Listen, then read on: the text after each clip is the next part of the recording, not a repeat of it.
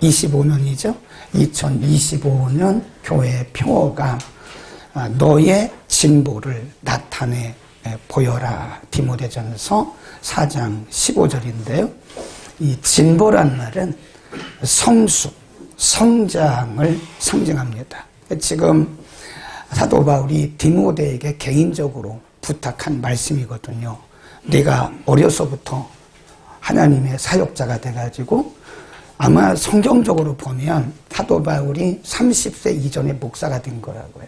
그러니까 사실은 어린 나이에 목사가 돼가지고 복음을 전하는데, 그래도 어쨌든 나이에 상관없이 너는 주의 종이기 때문에, 사역자이기 때문에 사람들에게 멸시를 받으면 안 된다. 그래서 내 스스로가 영성이라든지 또 믿음이라든지 삶의 모든 분야에서 지도자로서의 어떤 진보를 날마다 진보한다는 것을 성도들에게 보여줘야 된다. 그런 말씀입니다. 아멘.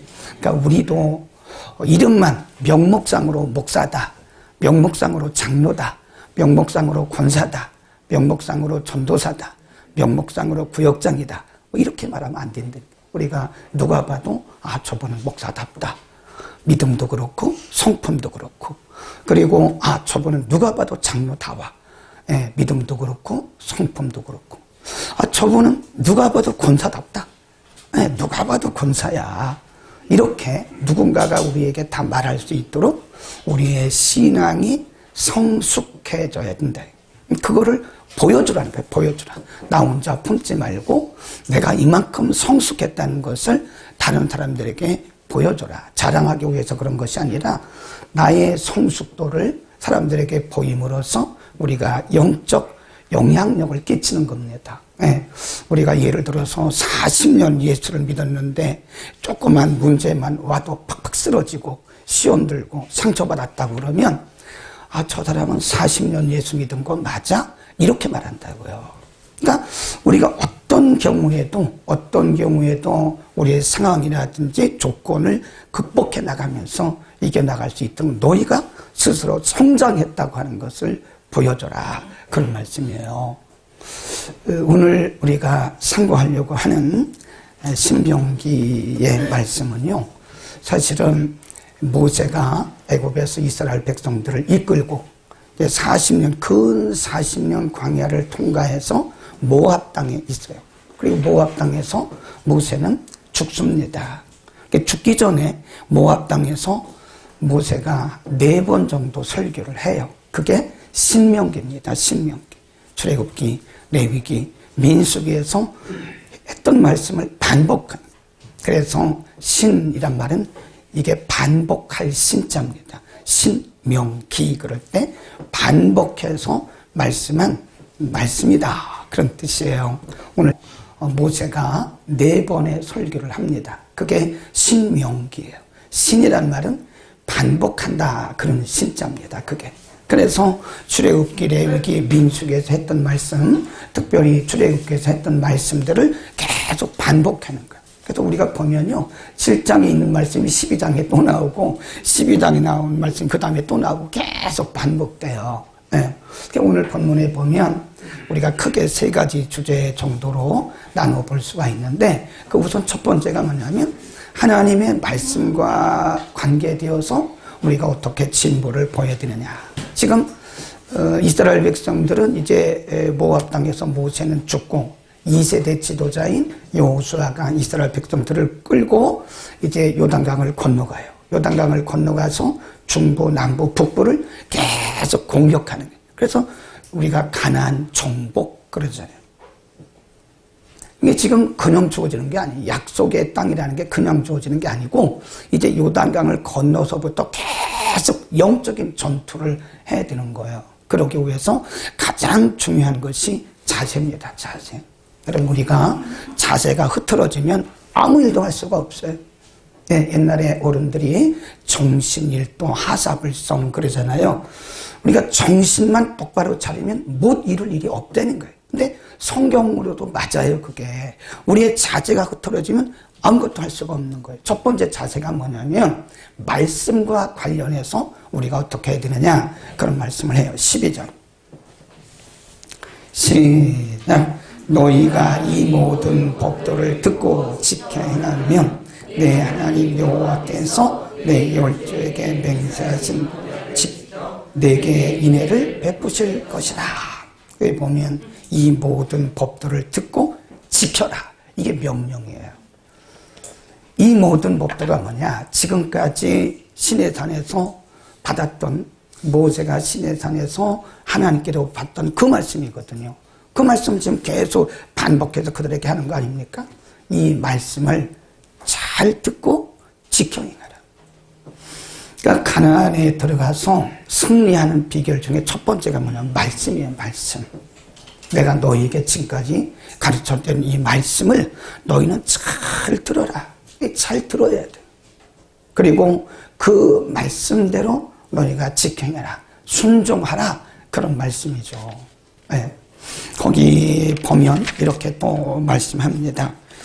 말씀을 지켜 행하라. 그 앞에 보면요. 뭐라고 그랬죠? 이 모든 법도. 이 모든 법. 거기 보면 모든 법이에요. 모든. 어떤 것은 지키고 어떤 것은 안 지키고 그런 게 아니라 모든 법도를 이 모든 법도를 잘 듣고 지켜 행하라.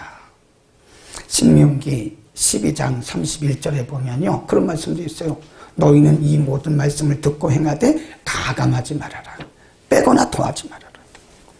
하나님이 실수하신 분이 아니라고요. 그러니까 하나님이 말씀하신 그대로 하라면 하는 것이고 하지 말라면 안 하는 거예요. 이 말씀대로 이 모든 말씀대로 너희는 지켜 행하라 말씀이죠. 여러분 우리가 이 세상을 살 때 우리의 진보를 이루는데 가장 중요한 동력이 뭔지 아세요? 우리가 노력한다고 우리 믿음이 자라는 게 아니에요. 여기에 동력을 붙여요. 동력. 네, 우리의 믿음이 성장하고 진보하는데 가장 큰 기본적인 동력이 뭐냐? 말씀입니다. 말씀. 우리가 신앙생활을 20년, 30년 해도요, 이 말씀을 제대로 받지 않으면, 이 말씀을 제대로 듣지 않으면 그대로 있어요. 그대로 있습니다. 그대로 있어요. 20년 전이나 지금이나 생각하는 것도 말하는 것도 가치관도 인생관도 바뀐 게 없어요. 그거 왜 그러냐? 그 말씀의 동력이 그 가운데 없기 때문에 그런 거예요. 그래서 우리가 이 진보를 이루기 위해서는요, 우리가 말씀을 생명같이 여겨야 됩니다. 아멘. 하나님의 말씀을 생명같이 여겨야 됩니다. 하루도 빼지 말고 우리가 늘 밥을 먹는 것처럼 하나님의 말씀을 듣고 묵상하고 그리고 그 말씀대로 순종해 나가야 돼요. 우리는 우리 자신을 한번 점검해 봐야 돼요. 나는 목사인데 목사인 것만큼 목사답게 신앙이 진보했는가? 나는 20년 예배당 다녔는데 20년 다닌 것만큼 내 신앙이 진보했는가? 그렇지 않다면 동력을 다시 확인해 보세요. 여러분 가운데 우리의 신앙이 성장하고 진보하려면 반드시 그 동력이 뭐냐? 말씀입니다. 아멘. 말씀을 깊이 묵상하고 말씀을 많이 묵상해야 돼요. 네. 우리가 하루에 한 장 말씀 묵상하는 사람하고 하루에 5장 말씀 묵상하는 사람하고는 좀 다를 거예요. 똑같지는 않을 거예요. 매일 하나님의 말씀을 묵상하는 사람하고 한 3일에 한 번, 일주일에 한 번 말씀을 묵상하거나 듣는 사람하고는 신앙의 진보가 다릅니다. 달라요. 반드시 동력이 되는 우리의 진보의 동력이 되는 하나님의 말씀을 여러분들 생명같이 여기시기를 축원합니다. 그러면 하나님은 우리에게 복을 주세요. 거기 보세요. 쭉 내려가면 13절, 14절부터 쭉 있는데 13, 14만 읽겠습니다. 시작.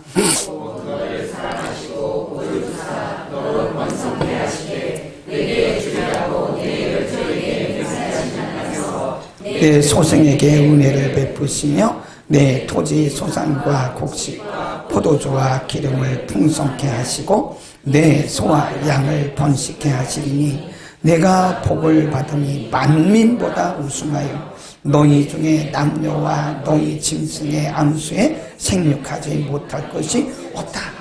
하나님은 명령하셨거든요. 가나안 땅에 들어가면 모든 삶의 기준을 말씀으로 세워라. 말씀이 아닌 것은 가지도 말고 말씀이 아닌 것은 행동하지도 마라. 모든 행동의 기준은 말씀이다 라고 말씀하시고 나서 하나님이 약속을, 하나님은 꼭 우리에게 보상을 해주시더라고. 사실 우리가 보상 안 받아도 되는 거거든. 왜냐면 명령이니까. 명령이기 때문에 우리는 당연히 말씀대로 살아야 되고 순종해야 되는데, 하나님은 명령하시고 반드시 약속을 하세요. 내가 이 말씀대로 지켜 행하면 내가 너를 복을 주는데 너와 내 자녀에게 번성하는 복을 주고, 그 뒤에 가보면 모든 가나안 땅의 질병으로부터 내가 너를 보호할 것이다. 아멘. 여러분, 올 한 해 우리는 모든 삶의 기준이 말씀입니다. 아멘. 말씀을 기준으로 삼아야 돼요. 말씀이 하지 말라면 하지 말자고요. 말씀이 하라고 하면 우리에게 때로 손해가 있을지라도 그것을 순종해야 되는 거예요. 그래서 우리의 인생관의 기준도 말씀, 세계관의 기준도 말씀, 우리의 신앙관의 기준도 말씀, 모든 일들에게 있어서 우리는 우리의 기준이 말씀이 되기를 바랍니다. 따라합시다. 말씀이 생명입니다. 그 다음에 두 번째 우리가 알 수 있는 것은요, 이제 가나안 땅을 하나님께서 약속으로 주셨지만 그 가나안 땅이 그냥 저절로 온 게 아니에요. 저절로 온 게 아닙니다. 가나안 땅은 원주민들이 굉장히 많고 우상을 숭배하는 자들이 굉장히 많은 곳이에요. 예? 이 보통 영적으로 험한 곳이 아닙니다. 그리고 거기 보면 최하 5부족 이상이 원주민들이 살고 있기 때문에 그들과 싸워야 되는 거예요. 그냥 주시는 게 아니죠. 그 땅을 공격해서 정복해서 얻어야 되는데, 하나님 뭐라고 말씀하셨냐면, 너희가 이제 가나안에 들어가서 가나안 원주민과 싸울 때 너희의 대상이, 너희의 상대가 수가 많고 또 병력이 더 강하고 그들에게 무기가 많아도 절대 쫄지 마라. 두려워하지 마라. 네? 두려워하지 마라. 그런 말씀이 거기 보세요. 17절입니다. 17절 함께 읽습니다. 시작. 내가 혹시 심중에 이르기를 이 민족들이 나보다 많으니 내가 어찌 그를 쫓아낼 수 있으리요 하리하나니. 네, 거기 보면 네가 혹시 심중에 이르기를 이 민족들이 나보다 많이, 이 민족은 가나안 민족이에요. 가나안 원주민들. 가나안 원주민들이 나보다 많으니 내가 어찌 그를 쫓아낼 수 있을까 하리라면은 18절에 보면 그들을 두려워하지 마라. 두려워하지 마라. 놀라지도 마라. 네. 낙심하지도 말라는 거예요. 그들을 두려워하지 마라. 아무리 강해도 그 가나안 원주민들이 너보다 더 강하고 수도 많고 또 무기도 많고 그래도 절대 두려워하지 마라. 그런 말씀하는 거예요. 하나님이 보기를 원하시는 것은요, 담대함입니다. 담대함. 그리고 이렇게 또 말씀하세요. 21절에 보면 너는 그들을 두려워 말라. 너희 하나님 여호와 곧 크고 두려운 하나님이 어디 계신데요? 너희 중에 계신다. 너희 중에 계신다. 환경과 조건이 안 좋아도 겁내지 마라. 두려워하지 마라. 바로 너희의 하나님 야훼께서 너희 중에 지금 함께하고 계신다는 거예요. 그 다음에 23절 넘어갑니다. 시작. 내 하나님 여호와께서 그들을 내게 붙이시고 그들을 빌경을 진멸할 것이다. 예. 여기 보면 내가 너희 중에 함께 할 것이고, 애굽에서 너희를 그 뒤에 보면 애굽에서 너희를 인도했던 것처럼 내가 너희와 함께 할 것이고 내가 너희를 그렇게 강하게 할 것이다. 그러니까 지금 여기서 하나님께서 이스라엘 백성들에게 요구하는 것이 뭐냐면 하나님을 신뢰하고 담대한 거예요. 환경과 조건은 어차피 우리가 못 이겨요. 환경과 조건은 우리가 어차피 극복해낼 수가 없습니다. 누가 함께 하셔야 돼요? 하나님. 그러니까 지금 이스라엘 백성들에게 하나님께서 요구하신 것이 뭐냐면 환경과 조건을 바라보지 말고 담대하게 나를 봐라. 그런 말씀입니다. 나를 봐라. 내가 너희와 함께 할 것이고 함께 하고 있고 내가 너희에게 승리를 줄 것이다 라고 하나님 말씀하시는 거예요. 여러분, 우리가 우리의 진보를 나타내려면요, 강한 믿음, 전투적, 전 이거를 갈렙의 믿음, 전투적인 믿음이라 그럽니다. 믿음의 종류가 이론적인 믿음이 있고요, 또 가슴으로 믿는 믿음이 있고요, 또 강하게 믿는 그 전투적인 살아있는 믿음이 있어요. 하나님이 우리에게 원하시는 것은 우리가 창세기 아브라함부터 시작해서 요한계시록까지 말씀하는 것은 전투적인 믿음입니다. 환경과 조건이 아무리 힘들고 어려워도 환경과 조건에 매이지 않고 눌리지 않고 이겨나가는 그런 전투적인 믿음을 하나님 지금도 우리에게 요구하시는 거예요. 여러분, 그런 믿음을 보입시다. 우리 앞에 우리가 살아가는 우리의 여정 가운데 어떤 사람도 문제가 없는 사람이 없습니다. 사업을 하면 사업하는 데는 문제가 있어요. 또 공부를 하는 사람들은 나름대로 문제가 있고 방해가 있습니다.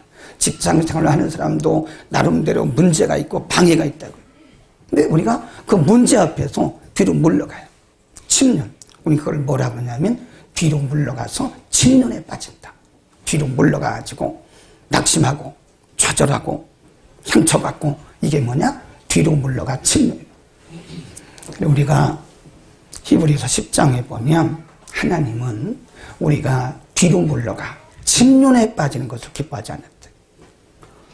그러면 하나님이 우리를 보실 때, 야, 내가 살아있고 내가 버젓이 살아있고 내가 너와 함께하고 내가 너에게 수많은 약속을 주었는데 너는 나를 못 믿네. 너는 나를 못 믿는 거야. 그러면 하나님이 제일 마음 아프신 게 우리가 하나님을 믿지 못하고 좌절하고 절망하고 뒤로 물러가고 침륜에 빠지면 하나님이 제일 싫어하십니다. 우리는 전투적인 믿음을 가집시다. 우리의, 이런 말 좀 한번 쓸게요. 써도 괜찮겠죠? 우리의 깡으로 하는 게 아니에요. 인생은 깡으로 사는 게 아닙니다. 가끔 보면 어떤 믿는 사람들이 인생을 막 깡으로, 믿음 생활을 깡으로 하는, 그 깡으로 하는 것은 그건요 절대 안 돼요. 믿음은 깡으로 하는 게 아니에요. 하나님을 믿는 믿음으로 하는 거예요. 아멘. 하나님이 얼마나 강하게, 그 야훼 하나님이 얼마나 강하고 전능하신가를 우리가 믿고 그분을 신뢰하고 나갈 때 하나님 굉장히 기뻐하시고 박수를 막 쳐주는 거예요. 그렇죠. 갈렙을 공부했잖아요. 갈렙. 여호수아와 갈렙은요 나이가 비슷합니다. 모세 때 부름받고 가데스 바네아에서 하나님을 신뢰하지 않았던 사람들 다 죽었어요. 광야에서. 근데 여호수아와 갈렙만 지금 요단강을 건너서 가나안에 들어가는 거거든요. 이제 가나안 땅을 다 정복하고 제비를 뽑아서 가나안 땅을 다 분배합니다.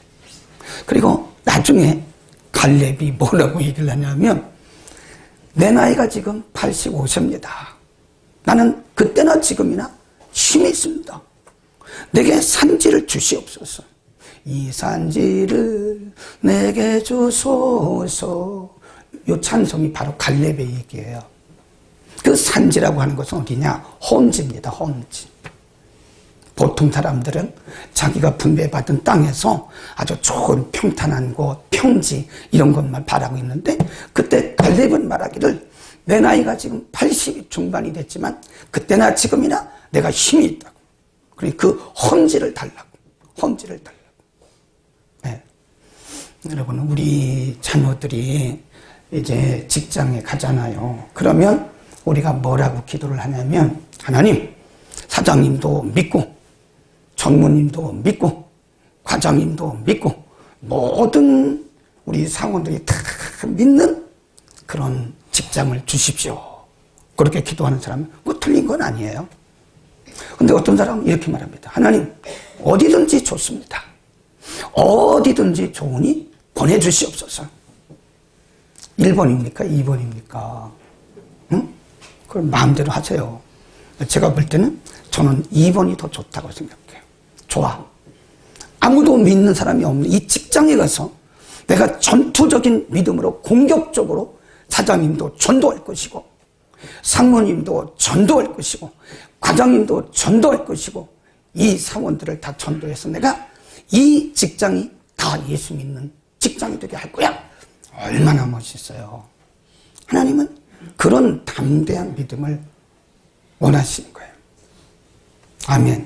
우리가 이 세상을 살아갈 때 보면요, 문제가 없는 사람이 없습니다. 말을 안 했을 뿐이지 다 문제가 있습니다. 근데 문제 앞에서 막 벌벌 떨고 두렵고 막 상처받고 시험 들고 이러면 하나님이 너 언제까지 그럴래? 응? 너 언제까지 나를 믿지 못하고 너는 언제까지 그러는 거야? 하나님 그럴 수 있다. 문제야 와라. 나와 함께 하신 하나님이 너보다 크다. 하나님은 너보다 크시다. 그러면서 문제보다 크신 하나님을 바라보고 우리가 전투적인 믿음을 가지고 가면 하나님 뒤에서 우리에게 박수를 쳐요. 네. 우리 성도님들 가운데서도요, 그런 적극적인, 그리고 아주 공격적인, 그리고 전투적인 믿음을 가진 분들이 있어요. 여러분, 사업을 해도요, 공격적으로 해야 돼요. 사람들이 내게 오기를 바라고 있으면 어느 천년의 사업이 큽니까? 공격적으로. 안 되는 것은 되게 하고, 믿음으로 하나님을 의지하고, 문제보다 크신 하나님, 나와 함께 하신 하나님, 전능하신 하나님, 그 하나님을 믿고 내가 공격적으로 우리가 사업하는 분들은요, 반드시 승리하더라고요. 우리 한번 해보자고요. 아멘. 우리의 이 진보를 한번 나타내 보이자고요. 오, 저 집사님 옛날에 안 그랬는데, 저 집사님 옛날에는 아주 조금만 어려우면 시험 들고 상처받고 교회 안 다닌다고 그랬는데, 내가 보니까 저분 옛날보다 더 힘든 일이 있는데도 이겨나가네. 그러면 달라졌구나. 믿음이 크셨구나.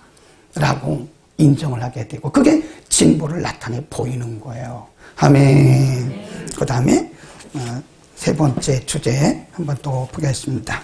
쭉 내려가서 7장 22절로 갑니다. 시작.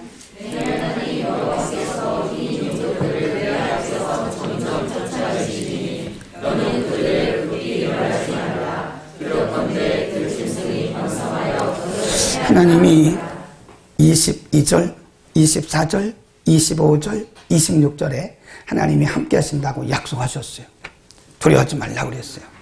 너희가 가나안 땅에 들어가서 가나안 땅을 정복할 때 너희의 대적이 아무리 강해도 두려워하지 마라. 내가 너희와 함께 할 것이고 내가 너희를 도울 것이다 라고 말씀했거든요. 그런데 하나님 뭐라고 말씀하시냐. 그런데 내가 사용하는 방법은 너하고는 좀 달라. 그런 말씀이에요. 아까 뭐라고 그랬어요? 내가 가나안 원주민들을 쫓아내는데 한 번에 하지 않고 뭐라 그러는데요? 점진적으로. 다시 한번 보세요. 내 하나님 여호와께서 이 민족들을 내 앞에서 점점 쫓아내시리니 너는 그들을 급히 멸하지 말라. 급히 하지 마라. 너무 서두르지 말라. 하나님도 서두르시지 않는다는 거예요. 하나님의 방법이 뭐냐? 점진적 방법입니다. 하나님은 우리에게 은혜를 주실 때도 한 번에 은혜를 안, 그러면 우리는 다 이단돼요. 신비주의에 빠집니다. 신비주의는 가장 큰 기독교의 적이에요. 암적인 존재입니다. 내가 뭘 봤다, 들었다, 내가 뭘 환상을 봤다, 이게 얼마나 무서운지 아세요? 기독교를 좀먹고 기독교를 병들게 한 것이 신비주의입니다. 예를 들어서 예수 믿은 지 얼마 안 됐는데 막 신령한 문이 열려가지고 사람들을 바라보고 막 이런다고요. 그러면 이 사람 100% 이단되고요. 100% 잘못돼요. 네, 가끔 보면 중학생들이 은혜를 받아요. 중학생들이. 물론 좋긴 합니다. 근데 중학생이 바로 환상을 보고 천국을 갔다 왔다 그러더라고요. 그러니까 어떤 나이 든 분들이 가서 야 천국 좀 보여줘봐 막 이러더라고요. 내가 야 이거 심각한 문제다. 저는 그렇게 생각합니다. 중학생은 중학생다운 게 좋아요. 너무 중학생이 어른스러워가지고 막 어른에게 하듯이 그러면 안 좋은 거라고. 어떻게 보면 얄밉잖아요. 그죠? 고등학생은 고등학생 다워야 되고 초등학생은 초등학생 다운 거예요. 하나님이 우리에게 어떤 은혜와 은사를 주실 때 그렇게 하지 않으세요. 점진적으로 주십니다. 하나님이 우리에게 축복을 주실 때도 한 번에 그냥 확 주시지 않아요. 그럼 얼마나 좋겠어요. 하나님, 제가 돈벼락을 좀 맞고 싶다고 어떤 분이 그렇게 기도했대요. 근데 하나님은 돈벼락을 주시는 분이 아니에요. 하나님을 그렇게 이상하게 생각하지 마세요. 돈벼락 맞으면 얼마나 좋아요. 근데 하나님은 그런 방법을 쓰지 않습니다. 하나님 우리에게 물질의 복을 주실 때도요, 조금 그래요. 제가 이스라엘에서 한 달 정도 있었거든요. 히브리 대학도 가고, 예루살렘 대학도 가고, 저 요르단도 가고, 갈릴리도 가고, 이 둘이서 이제 그 차를 렌트해가지고 그냥 둘이 다니는 거예요. 근데 갈릴리에 가니까요, 갈릴리 호수가 있어요. 굉장히 커요. 그 호수의 물이 큰 파이프를 통해서 어디까지 오냐면 그 수도 예루살렘까지 와요. 예루살렘에 이런 가로수들이 있잖아요. 가로수가 있는데 예루살렘은 이렇게 된 돌산 위에 세워진 도시예요. 이렇게 거의 돌입니다. 가보시면 돌산 같아, 돌산. 근데 거기는 뭐 물이 많지 않아요. 그러니까 이 모든 물들이 어디서 오냐면 갈릴리 호수에서 오는 거. 큰 파이프를 묻어가지고 하는데 가로수를 이렇게 보니까요, 어떤 분이 그 이스라엘 사람이 알려줬어요. 가로수를 보니까 그 물을 이렇게 해서 작은 파이프로 해서 이렇게 동그랗게 해놨어요. 그리고 그 호수에다 구멍을 뻥뻥뻥 뚫어놨어요. 그 물을 계속 주면 썩어요, 썩어. 그 나무 썩습니다. 그러니까 그 수자원 공사, 우리로 말하면 수자원 공사에서 그거를 조절을 하는 거예요. 아침에 몇 분 동안, 점심에 몇 분 동안, 그리고 오후에 몇 분 동안. 그게 하나님의 방법이라니까요. 하나님이 우리에게 한 번에 주시잖아요. 그 뒤에 보세요. 왜 하나님이 점진적인 방법을 쓰시느냐. 점점 쫓아내시니 너는 그들을 급히 멸하지 말라. 두렵건대 들짐승이 번성하고 결국은 너희를 해야 한다. 이 들짐승이란 말이 뭐냐면 우리의 자만, 교만이에요, 교만. 하나님께서 이 가나안 땅을 주시는데 한 방에 주셨어요. 싸우지도 않았어요. 그냥 들어가자마자 다 받았어요. 그러면 이들은 100% 교만해져 가지고요, 마음이 변질됩니다. 우리도 마찬가지. 하나님이 우리에게 은혜를 어느 날 갑자기 주시고 물질의 복도 갑자기 주시고 그러면 우리는 10중 8구는 변질됩니다. 아이, 목사님 아닌데요? 안 그래요. 처음에는 안 그런데 시간이 가면 갈수록 사람들은 다 변질되게 돼 있어요. 사람은 얼마나 가변적인지 몰라요. 그래서 하나님이 우리를 축복하실 때도 조금씩 그 예루살렘에 있는 나무들에게 그 물을 주는데 조금씩 이렇게 주시는 것처럼. 그러니까 여기서 중요한 것이 뭐냐면 우리는 그래도 하나님을 신뢰해야 됩니다. 우리가 신뢰하지 못하는 이유 중에 하나가 뭐냐면 하나님의 시간이 있어요. 그분의 시간이 있고 우리의 시간이 있다고요. 네, 시계가 2개 있어요. 근데 하나님의 시계에 모든 일들은 그분의 시계, 그분의 시간표에 따라서 우리 인생을 끌어가는 거예요. 근데 우리는 내 시계에 맞춰요. 내 시계에 맞춥니다. 그래서 내가 원하는 때 안 되면 응답이 안 됐다고 생각하는 거예요. 내가 기도한 대로 안 되면 응답이 안 됐다고 생각하는 거예요. 그건 절대 아닙니다. 너무 서두르지 마세요. 우리가 평생 예수 믿을 건데 그냥 끝까지 가는 거지 막 서둘러 가지고 하나님 이렇게 해달라고 그렇게 하지 마세요. 물론 우리가 간구할 수 있고, 그러니까 그분의 시간이 정해져 있다는 거예요. 그분의 시간에 모든 일들은 그분의 시간 안에서 움직이는 거예요.